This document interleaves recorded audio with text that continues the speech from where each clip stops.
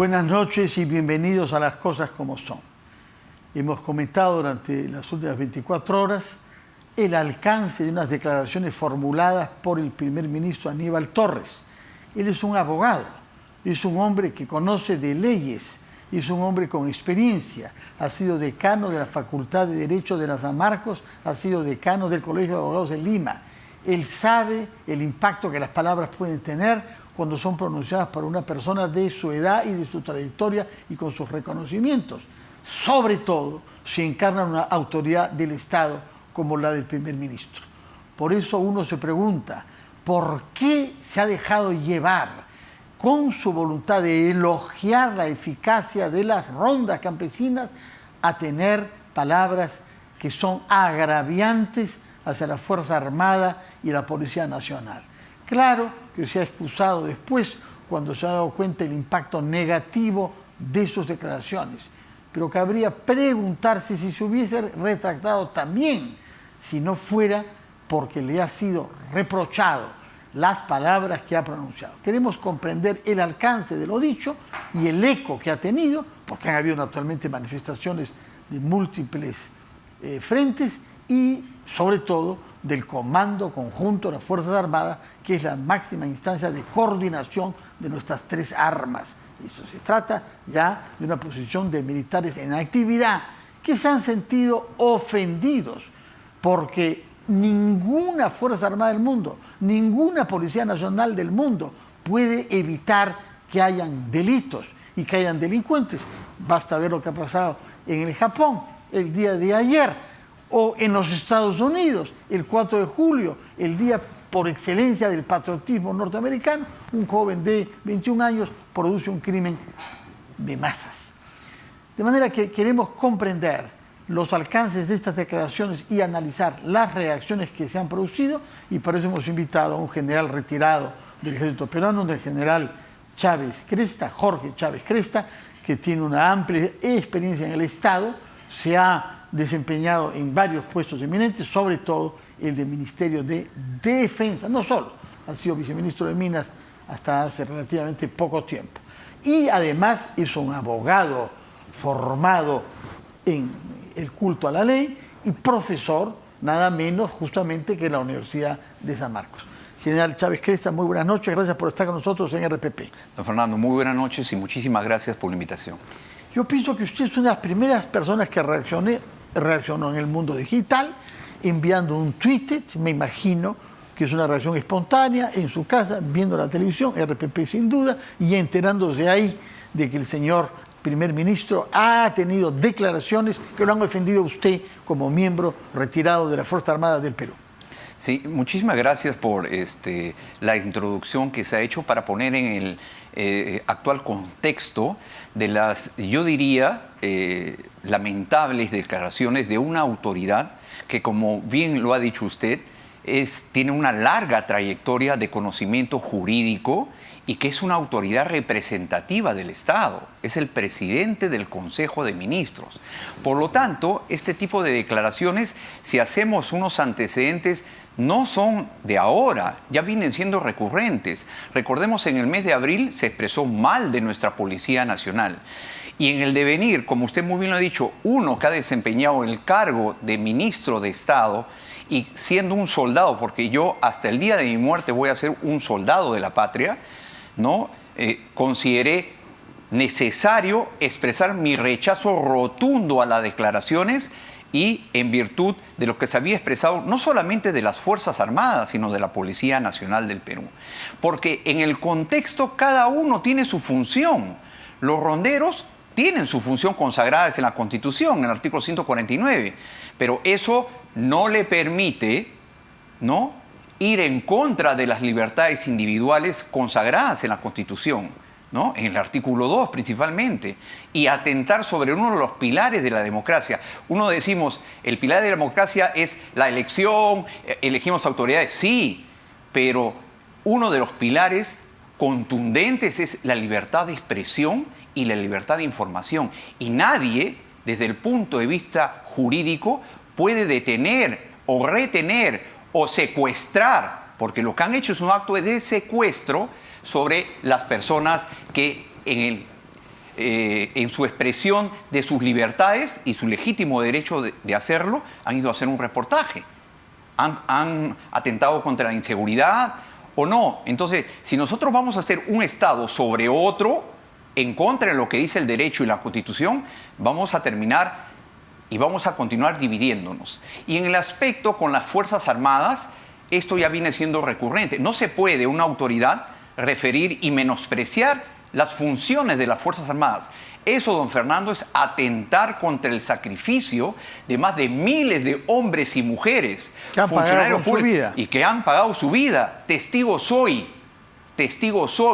porque he sido parte de esa generación, ¿no? De que la lucha, y siempre rescato las palabras, tal como la dicen oficiales, en este caso el ex jefe del Comando Conjunto de las Fuerzas Armadas, general César Astudillo, mi vida por la tuya. Porque nosotros, los soldados de la patria, no tenemos ningún ápice de duda en ofrendar nuestras vidas en defensa de las libertades de nuestro país y de nuestra población. Eso siempre se ha hecho en estados de emergencia, por fenómenos naturales, en diferentes circunstancias del control del orden interno, pero una autoridad no puede expresarse con esas palabras de menospreciar las funciones, de decir de que los ronderos están haciendo un mejor trabajo que la policía y que las Fuerzas Armadas. Creo que eso, desde mi punto de vista, y discúlpeme, don Fernando, es inaceptable. Inaceptable quiere decir que el señor Aníbal Torres ha pasado una frontera roja convirtiéndose en alguien indigno de ser primer ministro del Perú. Mire, yo pienso de que uno comete un error, es esclavo de sus palabras.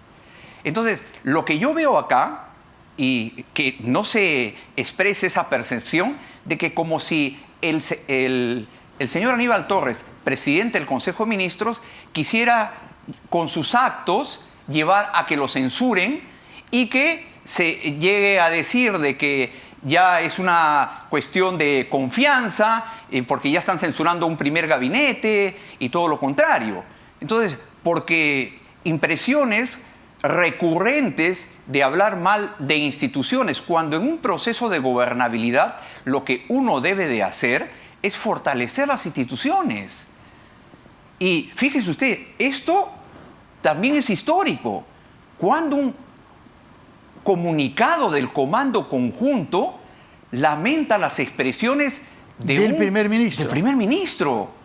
Unos dicen, es un poco tibio. Yo también inicialmente decía que era un poco tibio. Pero el hecho mismo de que exista exactamente, es inédito, comprendo la situación, porque las Fuerzas Armadas no son deliberantes, pero en virtud a lo que ha sucedido están expresando como lo expresaron a principios de año con la posición, o del año pasado con la posición expresada por el ex canciller Béjar, de que ahí las Fuerzas Armadas fueron en su conjunto a Palacio de Gobierno a expresar su disconformidad, complementado con el comunicado que hizo Marina de Guerra.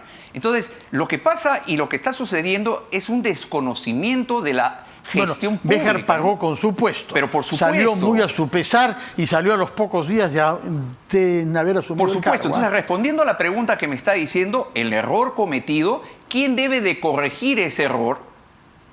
El jefe supremo de las Fuerzas Armadas. Que es el presidente de la República. Presidente de la República. Y él debe tomar las acciones para que esto no se vuelva a repetir. Porque si esto lo pasamos por agua tibia, no es porque uno tenga animadversión con uno u otro, van a seguirse, ¿no?, tomando acciones en desmedro de la institucionalidad de las Fuerzas Armadas. ¿Qué le han dicho sus alumnos en la San Marcos? Tengo entendido que estaba anoche con ellos. ¿Cómo toman ellos que hay un primer ministro que es capaz de hacer esa declaración? Sobre todo porque, como usted lo ha dicho claramente, lo ha hecho por defender el rol de las rondas campesinas frente a un acto concreto en el que usted ha dicho que ha habido secuestro cometida en nombre de la autoridad supuesta que ellos tienen.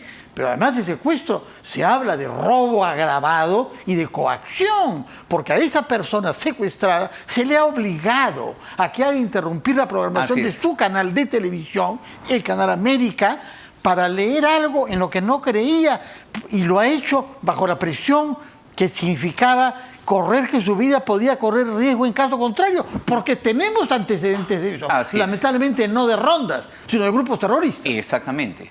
Entonces, acá hay dos preguntas, ¿no? La primera que yo quisiera responder es, el día de ayer, yo los días jueves tengo cátedra de la asignatura Políticas Públicas y Gobernabilidad, dirigido a una maestría de gestión pública de la Universidad Nacional Mayor de San Marcos. Entonces, yo les he tenido que pedir disculpas porque como catedrático que soy, iba a transparentar e iba a mencionar por las redes, ¿no?, de que no estaba de acuerdo con las declaraciones no muy agradables del presidente del Consejo de Ministros, Aníbal Torres. Entonces, ellos entendieron, ¿no?, comprendieron, y en el devenir de la asignatura estamos viendo y analizando la crisis política que existe actualmente en un periodo de gobernabilidad. Porque hay varios niveles, pero eso lo he expresado en la parte académica. Y ellos, que son profesionales de primer nivel, entre damas y caballeros, ellos expresan su desazón del actuar, de que se está produciendo varias interferencias. Pero en este caso particular, ellos me escucharon, pero no ofrecieron ningún tipo de interactuación con respecto a eso. Y yo respeto mucho eso. El segundo aspecto es de que, efectivamente, si bien es cierto uno que es un hombre de leyes por ser abogado, ¿no?, marca en el sentido de lo que dice el Código Penal y de las actuaciones que van en contra de la ley y en contra de las libertades. Pero le corresponde al Ministerio Público sí decir y tipificar qué tipo de acción se ha cometido. Creo, don Fernando, de que no todos, una mayoría que estamos analizando ese aspecto, estamos locos. O sea, la justicia es igual para todos. No se puede decir, no, por tratarse de esta agrupación, tienen una condición especial. No. Hay quienes dicen eso, en nombre de la interculturalidad, que hay que comprender, como si no fuera vigente la ley y los valores de la Constitución a los que ha hecho usted referencia. Así es. Así es. En el artículo 149, si bien es cierto, dice que, me permito decirle que las autoridades, artículo 149 de nuestra Constitución vigente, que las autoridades de las comunidades campesinas y nativas, con el apoyo de las rondas campesinas, pueden ejercer las funciones jurisdiccionales dentro de su ámbito territorial de conformidad con el derecho constitucional. Perfecto. Siempre que no violen los derechos fundamentales de la persona. Que es claramente el caso acá. Acá claramente es. Mire, yo no quiero... Los ejemplos a veces son un poco burdos, ¿no? Pero fíjese usted, cuando secuestraron, ¿no?, así lo tipificaron, a un periodista, y voy a decir el nombre, le pido disculpas al periodista Gorriti, Gustavo Gorriti, ¿no?, se produjo por parte del Ministerio Público una acción legal en el sentido de procesar al expresidente Alberto Fujimori por 25 años. Secuestro agravado. Exactamente. Y lamentablemente trasladado a instalaciones militares. Exactamente. ¿Y ahora? Silencio. Silencio. Pero está el Ministerio Público investigando, ¿eh? Claro, no. Sí sé. A lo que yo quería llegar es de que la tipificación tiene que darse en virtud del hecho cometido. No, la Constitución ni los códigos indican, por tratarse de una organización yo voy a tener una u otro. Y eso no significa faltarle respeto a nuestras rondas campesinas. Eso no significa eso. Sí, comprendo bien que lejos de usted esa intención. Sin embargo, hay que decir que el señor Pedro Castillo desde el comienzo ha ido formando una función y una imagen de las rondas campesinas que no corresponde a nuestro ordenamiento legal. Porque en un momento dijo que él se sometería sobre los casos de corrupción en los que está imputado al veredicto de las rondas campesinas. Usted ha leído el artículo 149. Claramente dice que las rondas son competentes para hechos cometidos en su área rural. ¿Qué tiene que ver la justicia penal de actos eventualmente cometidos por el jefe de Estado con la jurisdicción de una ronda? Hay una distorsión, hay una mistificación del rol de la ronda campesina que nos ha llevado a esto, a que el primer ministro las compare con las Fuerzas Armadas en detrimento de las Fuerzas Armadas. Así es. Y yo veo acá dos ejes, ¿no? Uno, primero, es un desconocimiento de las normas y de la función pública. Primer aspecto, ¿no? Y eso alcanza hasta el presidente de la República. Y lo segundo, que estamos equivocados en el sentido de que si yo soy autoridad, yo puedo expresar y hacer lo que yo crea conveniente. Y creo que eso es lo que está llevando a estos escenarios de crisis e incumplimiento de cada una de las actividades en los cuales enmarca actos que van en contra del derecho y de las libertades de cada uno de nosotros. Y no solamente eso que ha expresado el presidente, sino también que ha habido una recurrencia, y así lo ha expresado, creo, el reportero Eduardo Quispe, en el sentido de decir de que lo que ha estado expresando el señor presidente de la República también ha sido expresado por los miembros de las rondas campesinas en ese lugar. Ahora bien, yo quiero preguntarle su opinión sobre un tema que tiene que ver con lo que está implícito en lo que ha dicho el señor Aníbal Torres. Porque desde el mes de febrero, Lima y Callao, es decir, una tercera parte de la población peruana vive bajo estado de emergencia. Es decir, con las garantías constitucionales suspendidas. Nos hemos resignado, ni nos damos cuenta que estamos viviendo así, pero nos lo han hecho saber por si hiciera falta la Cancillería de los Estados Unidos y la Cancillería de España, que dicen, un país donde en la capital no hay garantías constitucionales, no se debe visitar. Por el hecho mismo de que nos hemos acostumbrado desde febrero hasta julio, es decir, creo que 6 meses bajo este estado.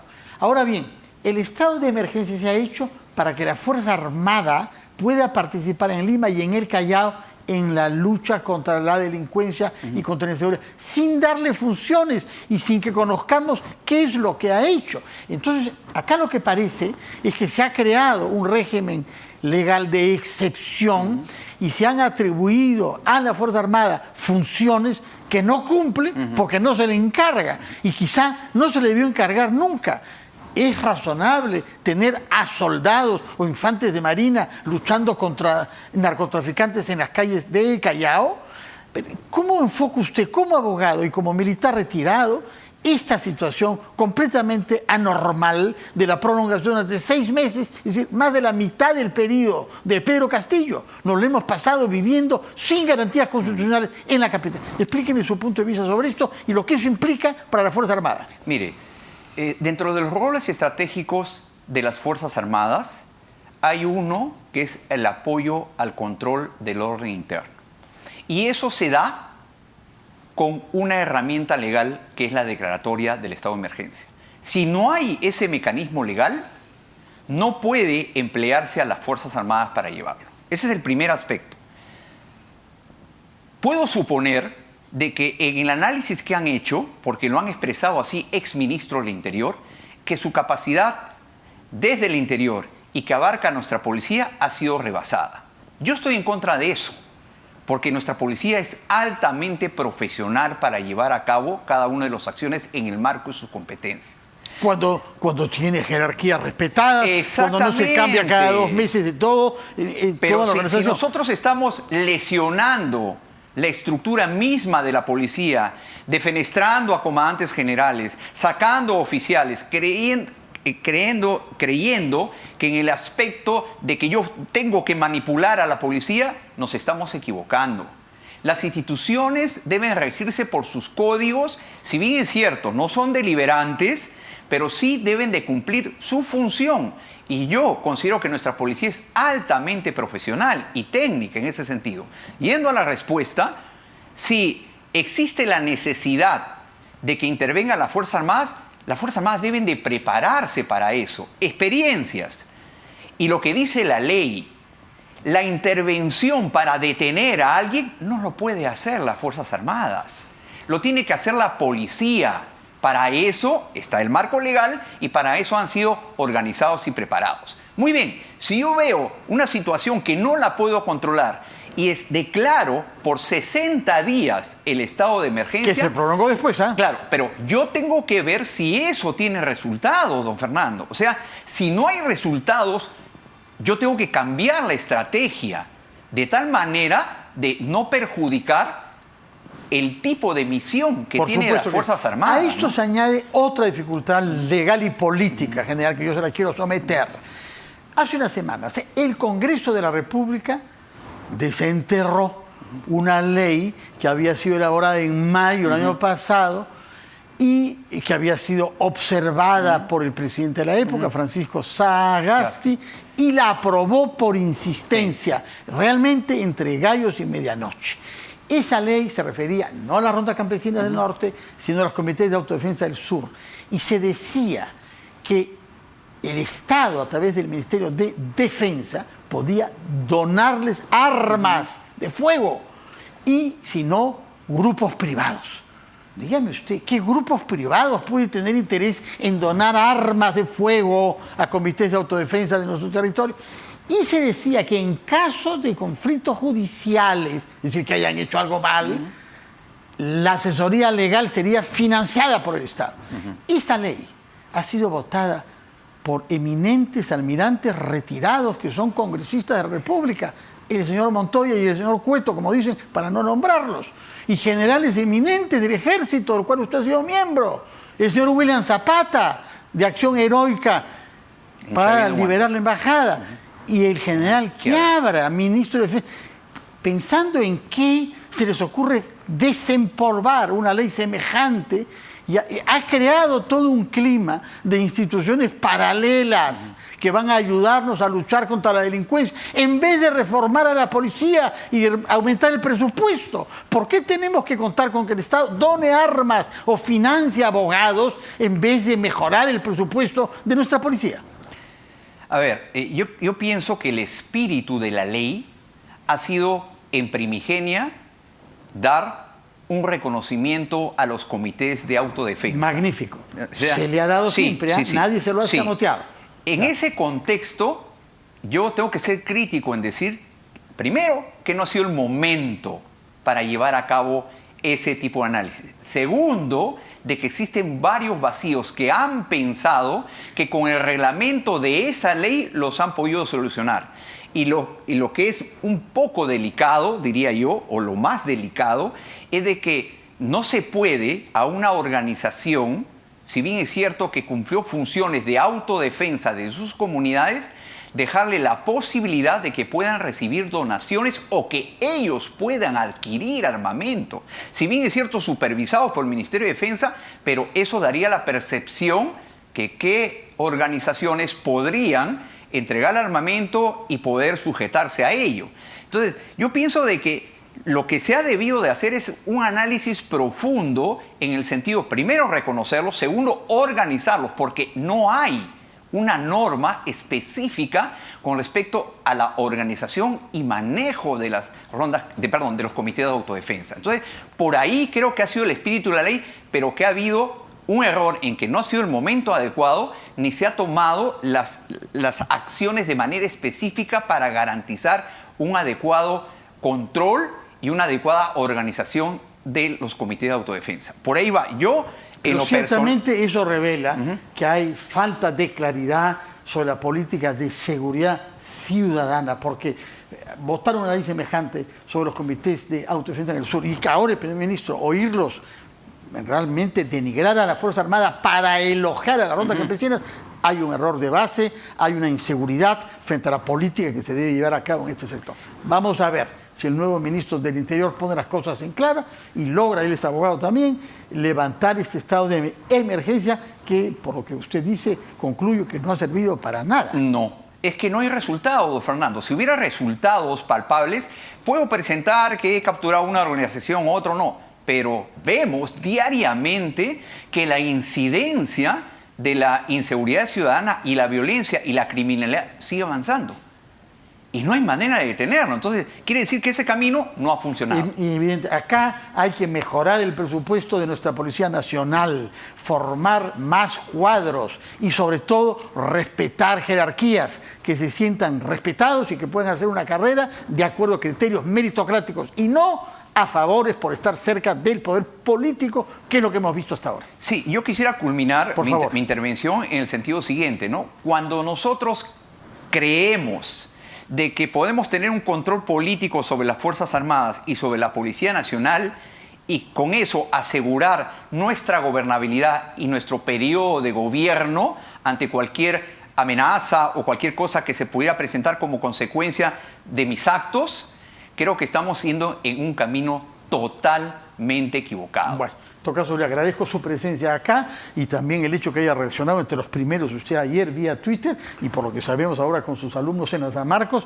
para que estas cosas no sean pasadas bajo silencio. Lo que más daño puede hacernos es que no haya crítica y que el poder cree que está haciendo las cosas bien porque nadie se atreve a decírselos claramente. Muchas gracias por su presencia y por la claridad con la que se ha expresado. Ha sido el general retirado del Ejército Peruano, el Jorge Chávez Cresta, que es abogado también y profesor de la Universidad Nacional Mayor de San Marcos. Vamos a ir a una pausa y retomamos rápidamente las cosas como son, esta vez con un abogado penalista.